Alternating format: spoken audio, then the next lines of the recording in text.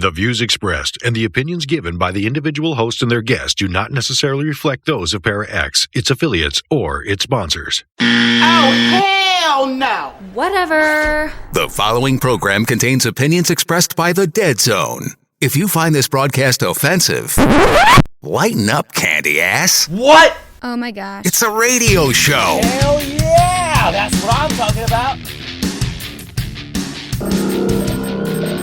Power up request received. Initiating systems.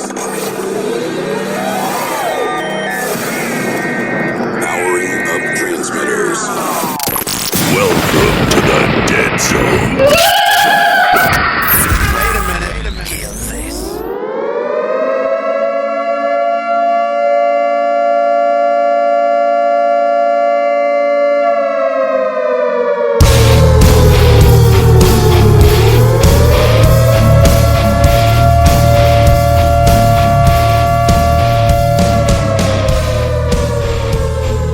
Hey, thanks for tuning in, Dead Zone Paranormal Radio Show. Tonight's guest is Dravin DeSpain, the executive producer of Paranormal Frequencies. Also, we're going to have him a show with the paranormal news. And, of course, we're going to kick tonight off with one from Void Vader, No Return. Also, don't forget, friends of the show, Vincent M. Ward and Lou Temple have their own podcast now. It's Lou and Vincent, it's Vincent and Lou, It Takes Two. Check it out. It's going to be really cool. I think it might be out right now, or it may be coming soon. Anyway, check the website.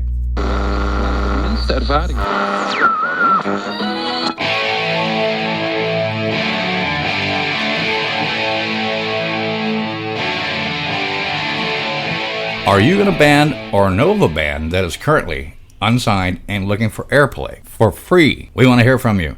One of the main goals of the show is to help promote up-and-coming bands and artists as well as our paranormal community.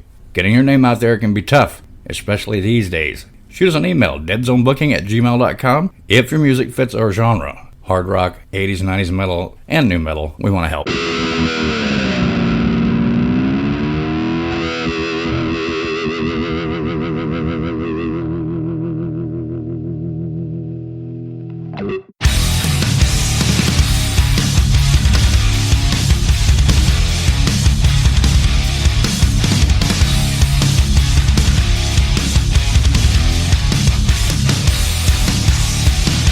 I build the walls, then I can't get out myself.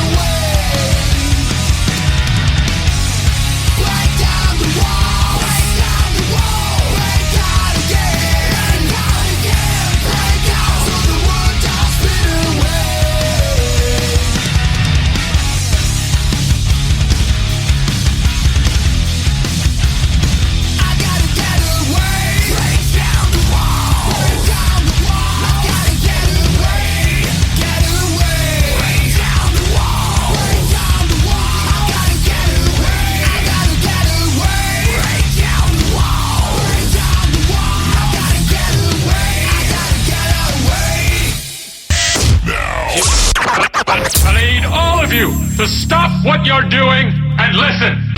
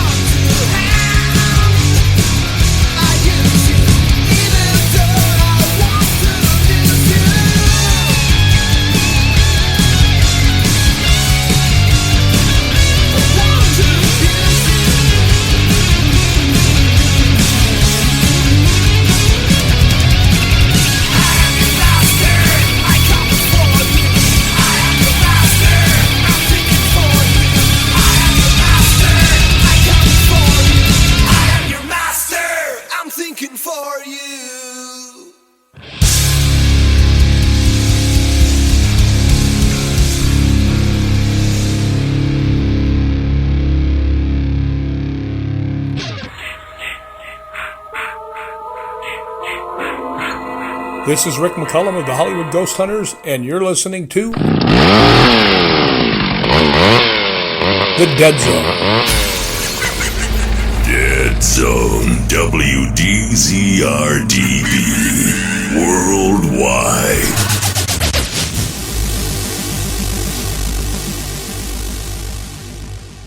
Paranormal news.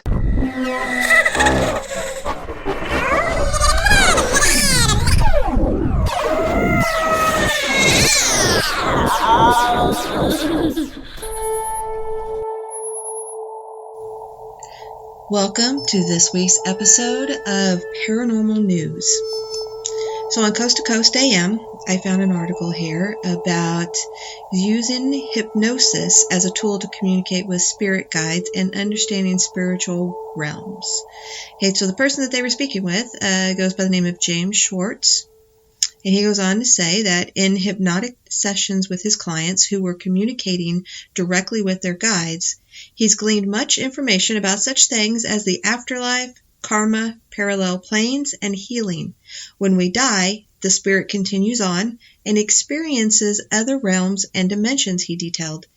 Schwartz's client Danielle, working with a master guide, described her journey to a higher vibrational plane that she claimed she could simultaneously inhabit at night while her physical body remained here.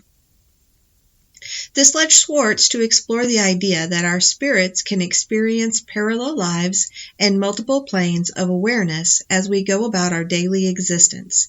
He compared our higher selves or spirit energy to a kind of power station that connects perhaps up to 100 different simultaneous lifetimes and experiences. The guides have suggested that spirits are constantly reincarnating, he added. Schwartz reached out to listeners inquiring if any were acquainted with the late Mount Shasta-based spiritual teacher Pearl Doris, who lived from 1906 to 1990, whom he believes has been coming through as his own guide. So I find this topic very interesting, and I found some more articles that people have written about this. So we will go on to the next article here in just a second. All right, so I found another article on selfgrowth.com.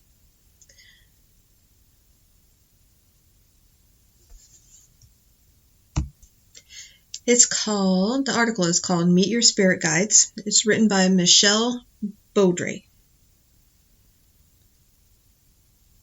So this is a pretty long article. I'm not going to read every little bit of it. So if you're interested, again, it's selfgrowth.com by Michelle Baudry, called Meet Your Spirit Guides. She goes on to talk about that your guides love you. Your guides nudge you from time to time, registering as intuition or deja vu. They are that gut feeling that lets you know to embrace the situation or run away. They are the so-called imaginary friends you had as a child who came to play with you when you needed to not feel so lonely. Now that you are an adult, the clarity of their communication can become cloudy when you are spinning with emotional duress.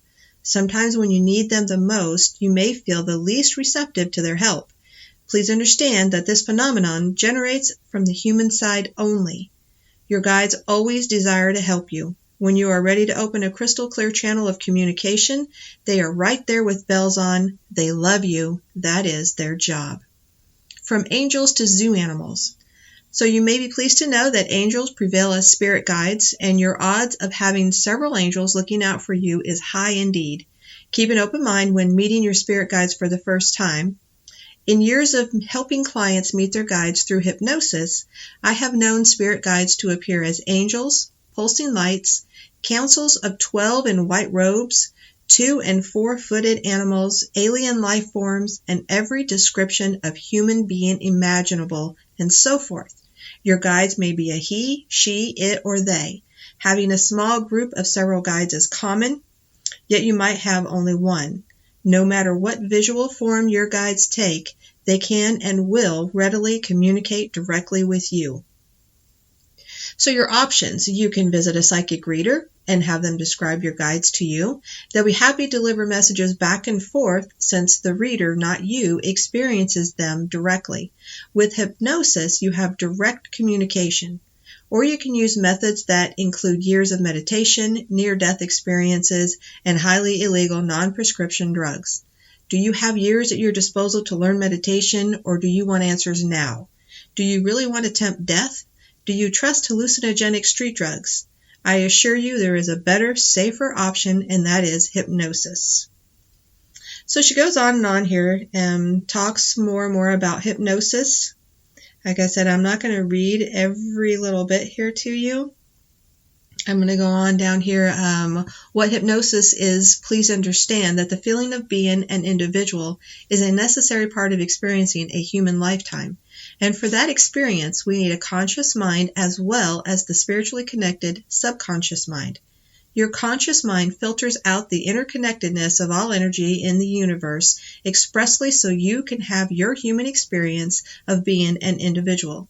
Hypnosis simply sets aside the conscious part of the mind and it accesses the far larger, more powerful subconscious. In other words, set aside the conscious mind with hypnosis and its filter disengages. This opens up your senses to the spiritual world and gives you direct access to your guides. So easy, you do it with your eyes closed. Hypnosis is easier to do than you think, and your guides are happy to talk to you. So what are you waiting for? Meet them today. Oh, and one last note, refrain from asking your guides about money. For some reason, the very idea of money only makes them laugh. Ask them why yourself if you like. Ask them anything you like, anything at all. See, they love you. That is their job. The worms crawl in, the worms crawl out. They crawl all over your dirty snout, your chest. My name is David Walton. I am a vocal performer for What Are You Afraid Of? Horror and Paranormal show. And I have carried the burden of a terrible secret. I am actually what is offensively called a ghost. For years now I have concealed my ectoplasmic existence from my friends and family in fear of a common prejudice against ghosts, or what we like to call the disembodied. I have existed frightened of being discovered, unable to do physical acts that the embodied take for granted, such as walking a squirrel, or drinking a glass of vitamin E milk fresh squeezed from a whale. I grew depressed and even considered acts of self-harm or reincarnation, which is suicide for the disembodied. Such movies as Ghostbusters and its sequels drove my feelings of disenfranchisement, and I began looking for help, only to encounter painful exorcisms in the houses I haunted. Then I met two good people, it says here, Fox and Phil, at What Are You Afraid Of? Horror and Paranormal. And they helped me take control of my own life. Now, it is my choice whether I wish to make phantom bangs in the night, appear at the foot of your bed in darkness, or make your walls bleed. If you are a disembodied person like I am, and you're living a lie, What Are You Afraid Of? Can help you too. They are on at 9 p.m. on Friday nights at Para X Radio, leaving plenty of time for midnight haunting activities, and can be found on all major podcast services. Listen to their paranormal stories, interviews, humorous sketches and horror fiction to know that you are not alone. And if you are a member of the embodied, don't forget, you are only a single heart attack or tumour away from becoming one of us.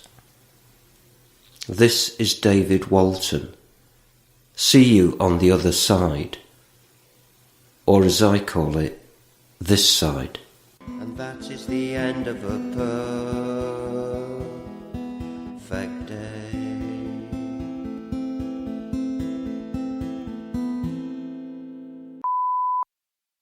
If all radio stations in town were palm trees, we'd be the one with the biggest coconuts.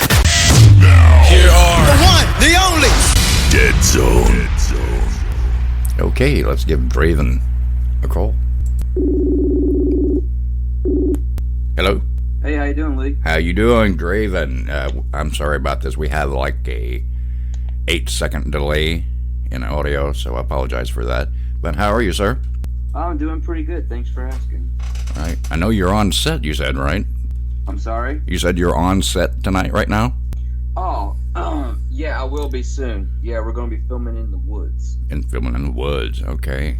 First of all, before we get into that, I'm curious. How do you know Keith? What's the relationship? Keith Age? Right. Yeah, Keith H. Keith is I've known Keith for a long time. Right. His son Jason and me were best friends growing up. Right. And Keith kind of helped, he helped me out here and there growing up, kind of gave me advice. He helped me out a lot when I was younger growing up. He always was a big influence in my life. Right. And he's a nice guy. Oh, yeah, he's awesome. He's like Uncle Keith. Right. Yeah, right. He's an awesome dude, man.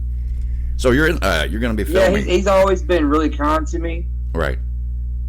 I'm sorry? You said that when you mentioned Jason, I thought... He's always been very kind to me. Yeah, when you mentioned Jason, I thought you meant Jason Snyder. No, Jason H. Right. I got you now. Yeah. He's a good guy, too, by the way. Yeah. But you're going to be filming in the woods. Yeah, Jason's a cool guy. Yeah. You're going to be filming in the woods. Can you tell us a little bit about that? Yeah. We're going to be filming in the woods. That is correct. Right. I can't say too much, but it's very exciting. It's very interesting. We're doing things that are completely different. Mm-hmm. And the woods is, I'm going to guess. I don't know. You don't have to say yes or no. Or is it more or less like a Blair Witch kind of thing, or it's completely wrong? No, it's more exploring different possibilities of new things. Okay. Locations that are haunted, locations where things have occurred. Okay. Where we're going to be doing experiments. Right. Now, is this going to be part of Paranormal Frequency, or is it completely different? This is going to be completely different. Okay. We are actually going to be having a new show on top of Paranormal Frequency, which is very exciting, which I'm not even allowed to reveal the name yet. Okay. But all right. It's very exciting. Okay. It's going to be we're doing a lot. We're going to end up having 2 shows, it seems like. So right. So here's your very teaser. Exciting. Very, very exciting. Right. So here's your teaser for that right now, guys. If you're tuned in. Very cool. What is the Paranormal Frequency? Is that up and running now, or is that soon to be? Paranormal Frequency, we are filming right now with Paranormal Frequency. Okay. So. And those episodes. We have been in production for a while with Paranormal Frequency. Right. And it's pretty exciting. All right. Tell us all about it. That's what we're here for. Well, Paranormal Frequency started out really as just the name that I came up with for an investigative team that I had. Right. I was watching YouTube videos with my daughter, and I started getting back into the paranormal. I took a break from it for a while, and I just started getting really into it. I was in love with the new ideas, new concepts, the new equipment they were using. Right. And I was like, I want to get back into the paranormal. And next thing you knew, I had created a team, and I was going out and I was doing investigations. Awesome. And through that process, Keith was always giving me advice, was always encouraging me. Right. He's a great guy. Yeah. And I always looked up to him for advice as well. Then I also got in contact with Bishop James Long. Okay. And I was doing stuff with Bishop James Long, and he was sending me on investigations, and I was helping people. Awesome. And I ended up getting a really good team, and we just started developing things, going from there. Then I started posting things on Facebook, and then people started paying attention to what I was doing. I started helping a lot of people, started doing a lot of investigations. Right. And then I ended up running into Dwight Turner. And Dwight Turner is a known actor in movies and TV star, and he was a producer at Warner Brothers back in the day. Right. And he absolutely loved what I was doing. And I talked to him about the possibility of doing a YouTube series, and he wanted to put it on TV. So, long story short, Paranormal Frequency started a production, and it's on its way to being a TV series. So it's been very crazy. That's awesome. Experience for me, but it's been a lot of fun.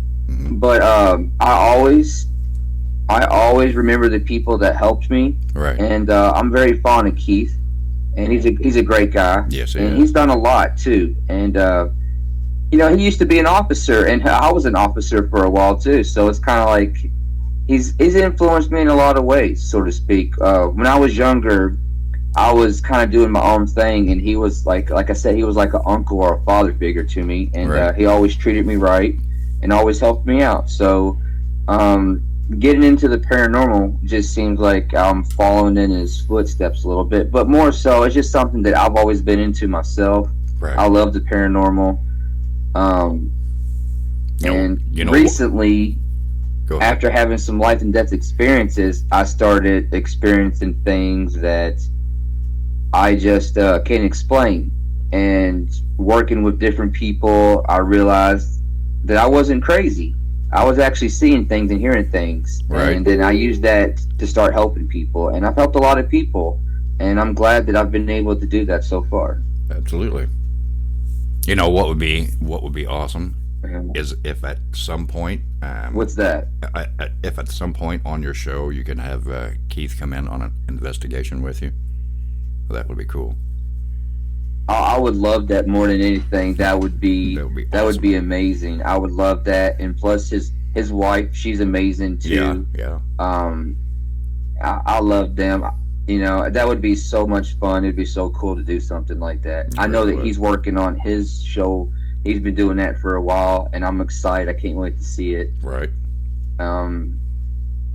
So yeah, I've always he's wanted to do something like that. I'd like to have some celebrities on there. We're talking about having guests come on the show, different things like that. It's going to be a lot of fun as well. Right. To see people in a reality situation getting the crap scared out of them, basically. Right. Well, speaking of that, I mean, I can talk to Vincent M. Ward and Lou Temple and see if they might be interested in that. You know, those guys from Walking Dead and that kind of thing. And that'd be cool. Yeah. See what they say, you know. Can't hurt to that ask. Would be a lot of fun. Yeah, can't hurt to ask, right? Yeah, never hurts. Yeah, we got a few people now that's wants to be on the show. Right. So it's pretty exciting. All right. I think that would be awesome. But it's going to be awesome. It's going to be a lot of fun. I'm really looking forward to it. But at the same time, you know, I'm a little nervous, but well, that's only every natural. time you get into a scary place, you go somewhere, but I always get excited.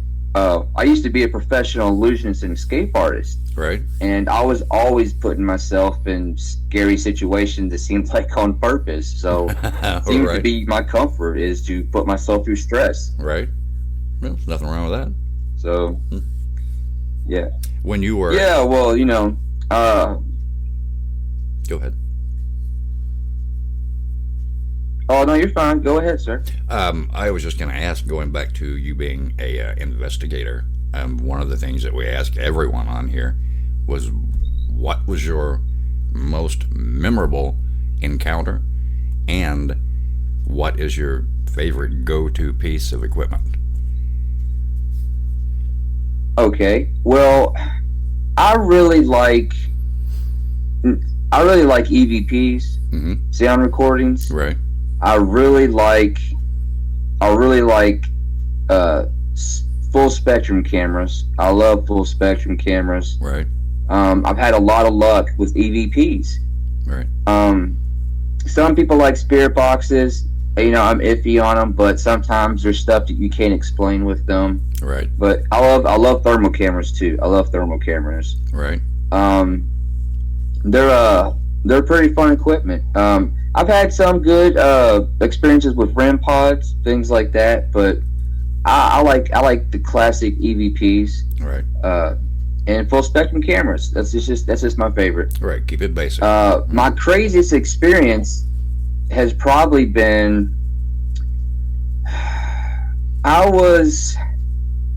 where was I? I was doing an investigation in Kentucky, and there was this woman who had just been murdered, and she was shot in the chest. Okay.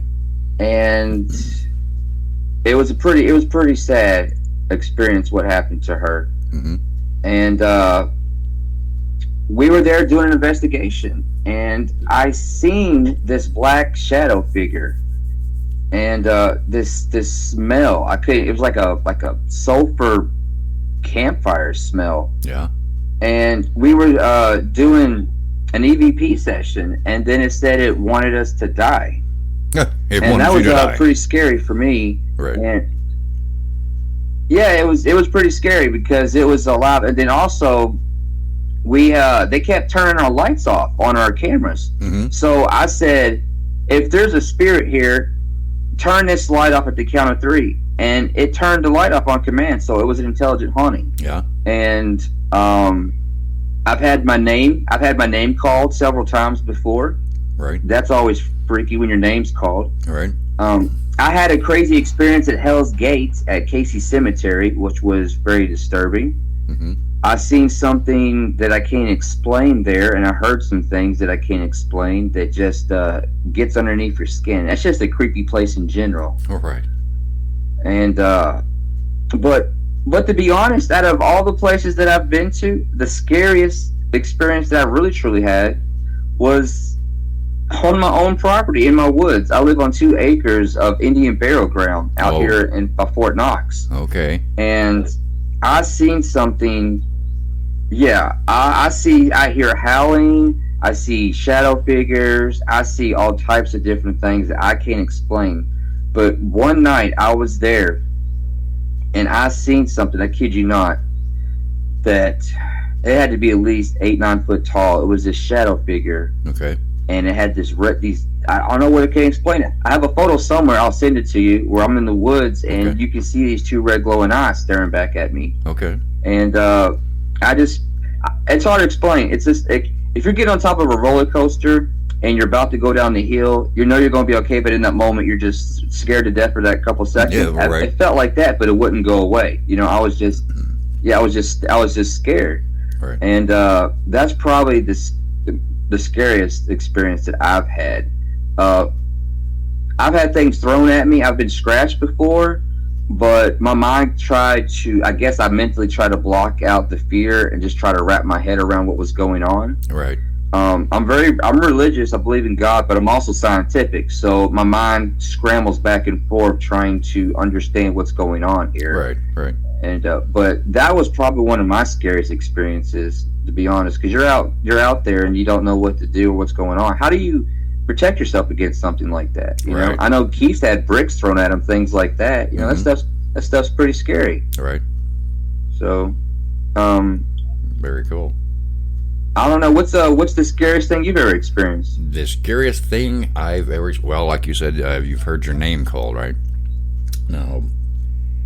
Yes, I have. I've heard my name called several times, and which is messed up because one time we was doing an investigation and they called me Zach Biggins, and I was like, "Well, I'm not Zach Biggins. I'm Dravin DeSpain." Right. I got a recording of that, and then I was watching an episode of Ghost Adventures, and then my name was said on there. Right. So that was, it was pretty bizarre. I mean, my name's kind of rare, Dravin. What's the odds of your name being called like that? So I thought that was kind of wild. Right. Yeah, that's the. So your name's been called several times too, huh? Oh yeah, I mean there was one particular place that happened repeatedly. It was a sidewalk, right, and this old huge oak tree had grown up to the point to where it had buckled the sidewalk, and you had to walk around it, you know, to get past. And every time I would pass that tree, would call, something would whisper my name. Every time. Went on forever. Oh wow! See, I've experienced that before too. It's weird.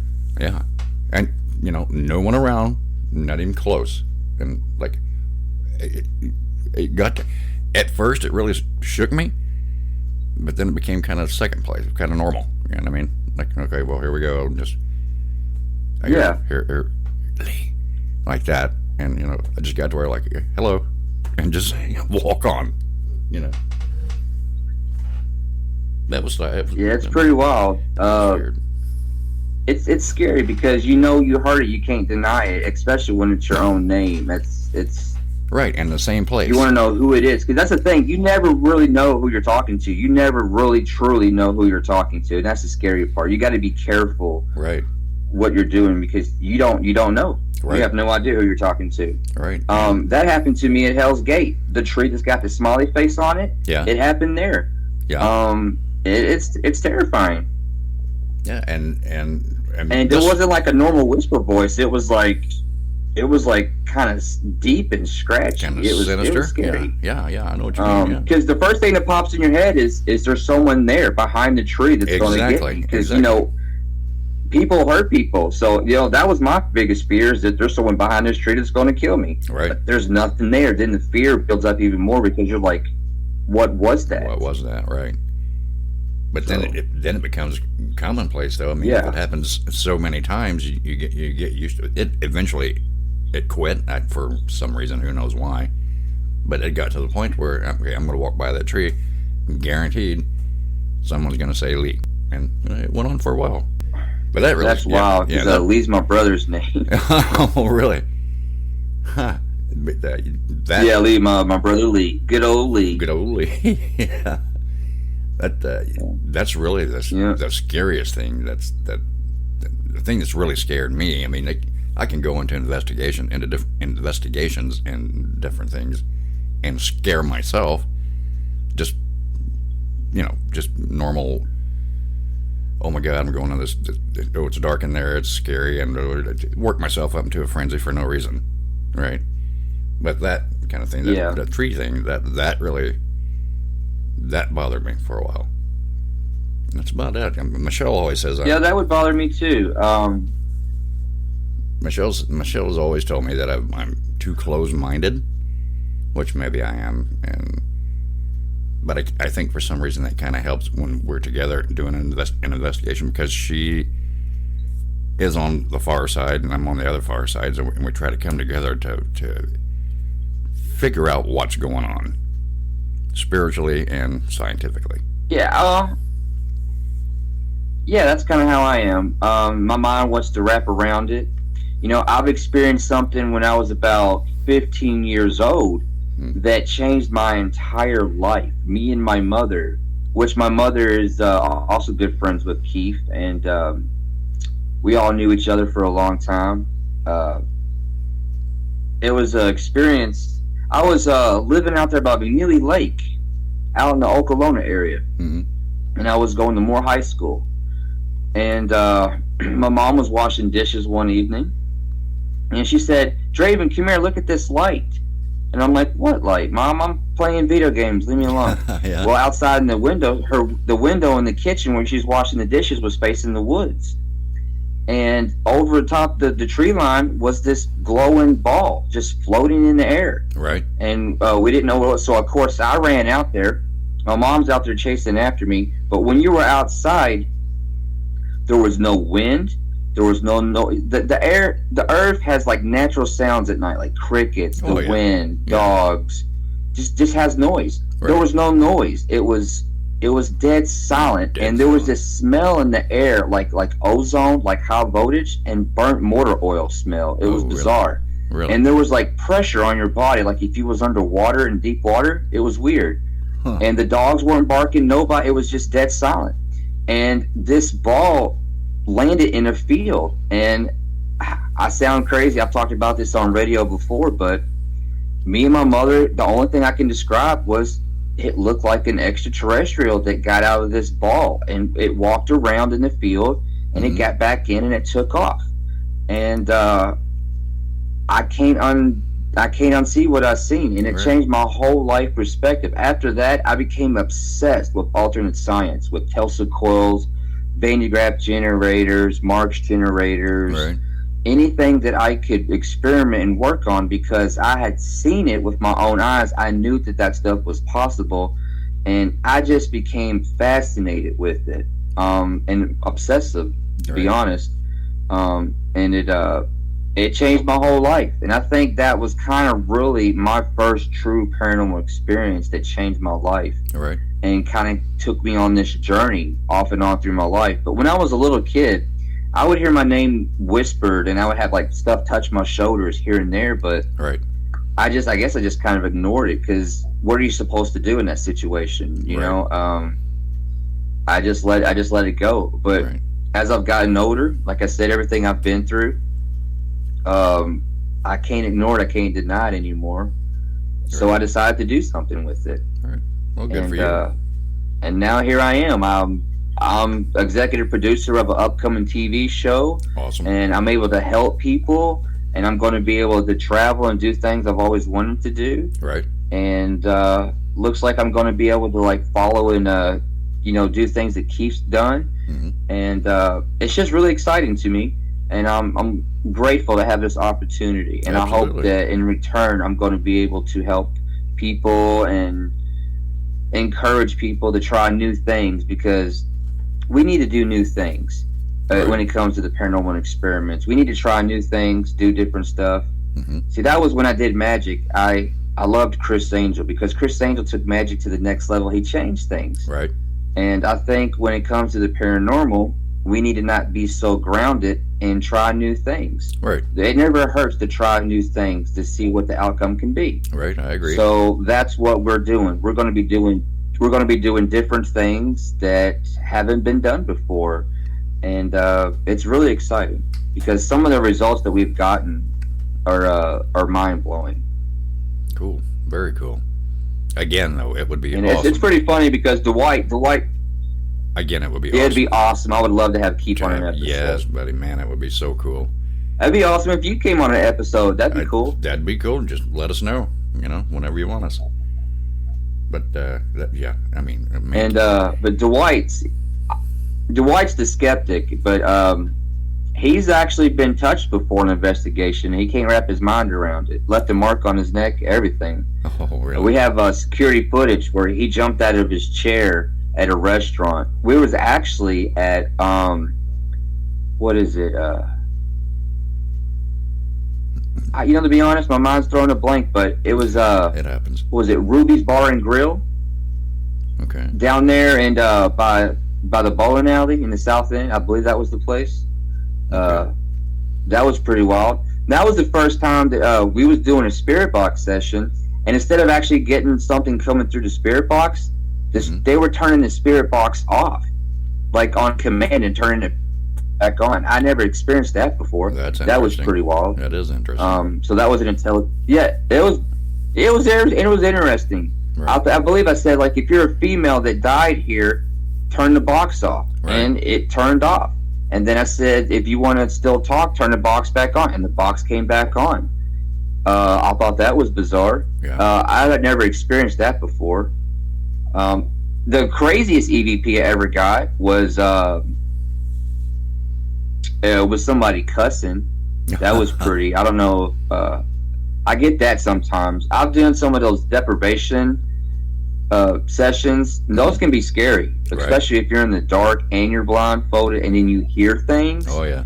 You naturally want to be able to take the blindfold off and see what's going on. Right. When you watch it on TV, it looks cool, but it's not the same when you experience it in person. It's completely different. It's not fun at all. Right. I believe that 100%. A lot of things you see on TV make it look. But what I've always liked, yeah, they do. I like, to be honest, I think Keith kind of was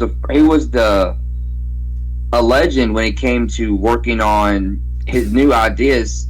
He was the first person that I ever seen that did anything with lasers, and I like using lasers too. Yeah. I have had some weird stuff with lasers. If I could find the video, I'll send it to you. Okay. So you can check it out. But it's I was in this house in Shelbyville, Kentucky, and old house built like 1900 or something like that. Still got the original wooden floors. Looks like a barn up in the attic. Right. And I'm in this room, and the REM pod it turned off. So I went there to go check on it. Was checking on the equipment, and I had the static camera set up with the laser grid. Well, you can see a shadow figure walk right across the camera through the laser grid, and then it just stands there and it's staring at me the whole time. Okay, that's cool. And then we had got an EVP that said leave. Yeah. So that was pretty scary. Yeah. But like I said, out of all that stuff, the scariest thing I experienced was in my own woods, right, with that shadow figure. I don't know what it was. I'm not going to say that it was a demon. I'm not going to say it was a spirit. I don't know what it was.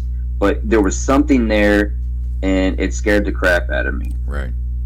It could have even I've been even been in Jefferson County Forest.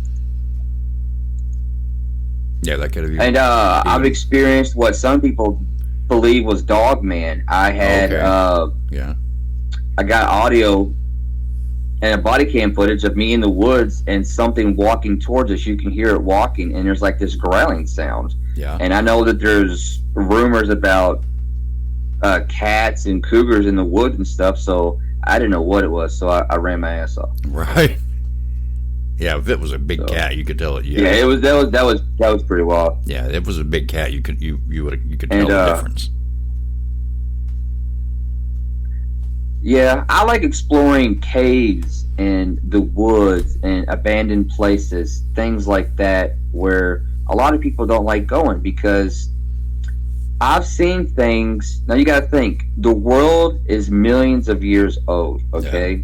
Right. And there's all types of life that's lived and passed on this planet. Oh, yeah. Well, being a medium, I'm able to see things sometimes that I can't explain that are not human. I've seen non-human spirits before. Right. So where are these things coming from? So, you know, my one of my theories is that it could have been creatures from the past that have passed on and they're still here. Like, I mean, I don't know. Some UFOs could be orbs of pterodactyl birds that died a million years ago. We have no idea. That's why it's called the unknown. It's paranormal. Right. Could be. But it's all exciting because it's still something that's unsolved that needs to be solved. Right. That's an interesting theory there too. Also, the theory of the veil, you know, opening every now and again and something coming through, or you know, I kind of go along with that a little bit. I'm not really too sure.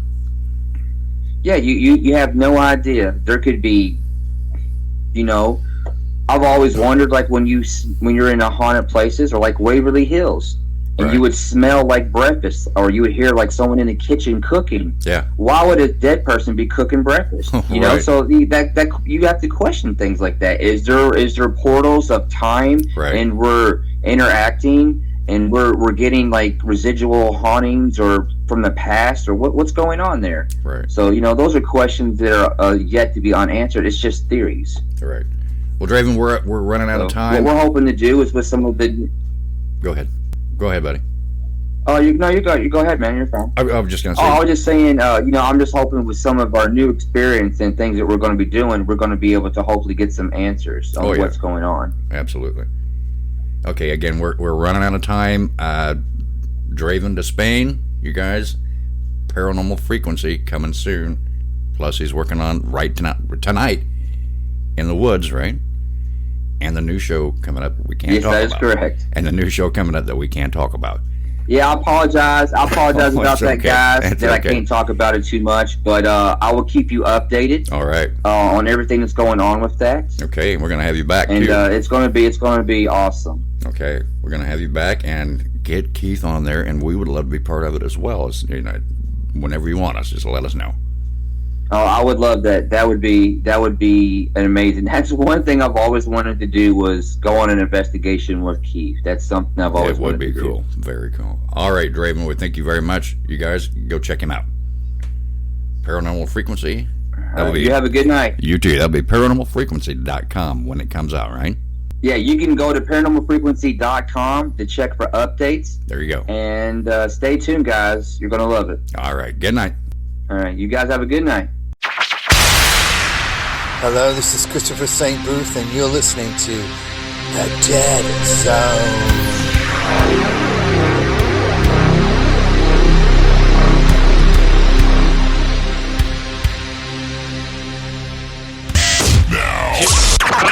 I need all of Stop what you're doing and listen.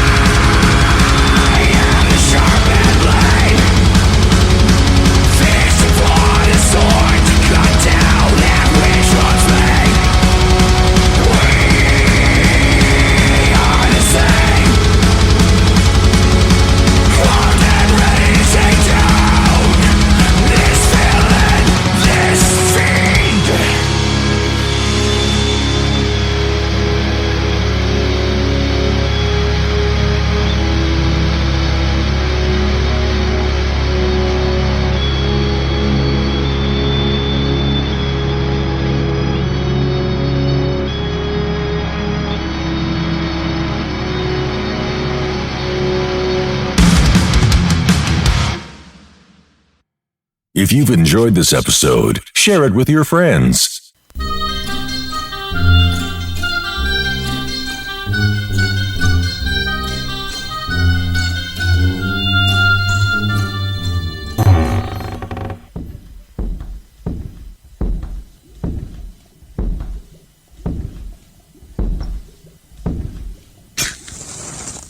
Yes! I found it at last! Marla's Sacred Cauldron. This is the legendary artifact that has been whispered about in hushed tones for hundreds of years, and now it's mine! All mine!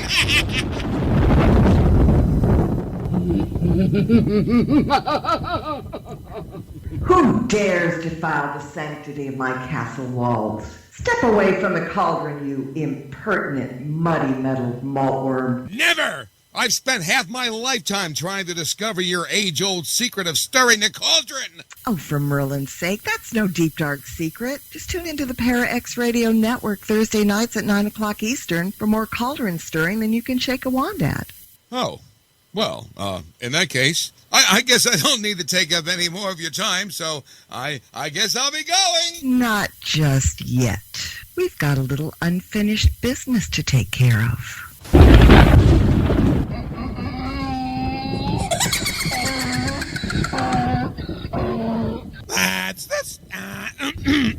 That's Stirring the Cauldron with Marla Brooks every Thursday night at 9 p.m. Eastern on the Para X Radio Network. This is the Dead Zone Paranormal Radio Show.